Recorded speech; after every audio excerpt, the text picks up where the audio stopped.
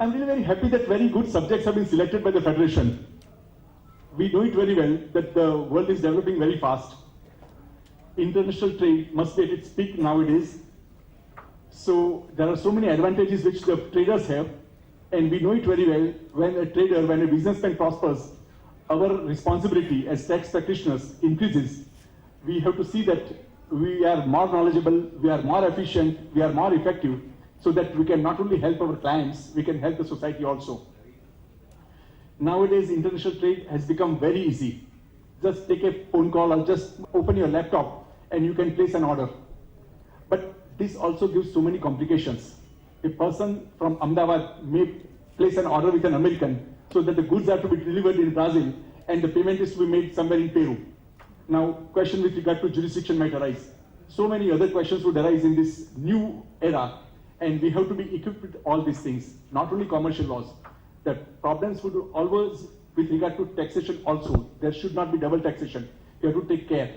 There are, of course, there are very few places which can be named as tax havens, because nowadays we know it very well that heaven is not our place where we can go.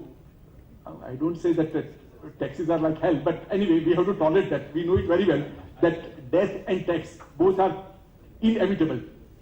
We know it very well that we have to tolerate these things. There are two certainties in our life. Of course, this I think Benjamin said so, no? The tax and death both are inevitable. But I think he was not right. Those who know our Hindu mythology, we have got 7 immortal persons, Vibhishan, Hanuman, Vedvyas, etc. So perhaps that cannot be death also. But tax is inevitable. So somewhere the 7 dignitaries, I think Ashwatthama, Baliraja, Vibhishan, and Kripacharya, there are 7 persons who are said to be immortal according to our Hindu mythology. But I think they also must be paying tax, because in Manusmriti also we hear about reference to tax. Even Manusmriti says how a king has to tax. Even at that time, everybody used to be taxed. As far as I remember, in Manusmriti, Manu has given details as to how a person, or rather how a person should be taxed and how the king should impose tax. As for example, one who earns very little, say a plumber or a carpenter or anybody, he has also to give 1 day's salary in a month. So it would come to about 4% or so.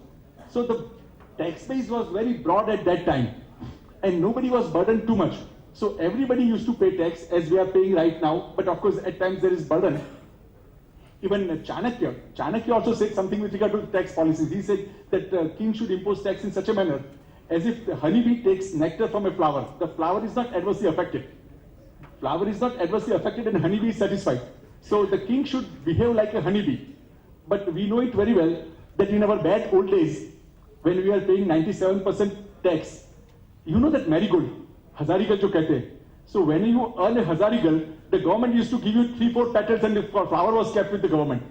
Those were the days.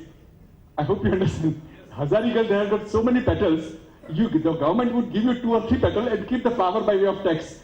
You know it, 97% was something which we are paying by way of tax. But now we are happy that the days are good. Maximum tax is about 1/3, and perhaps that might also be reduced after this tax code is effected.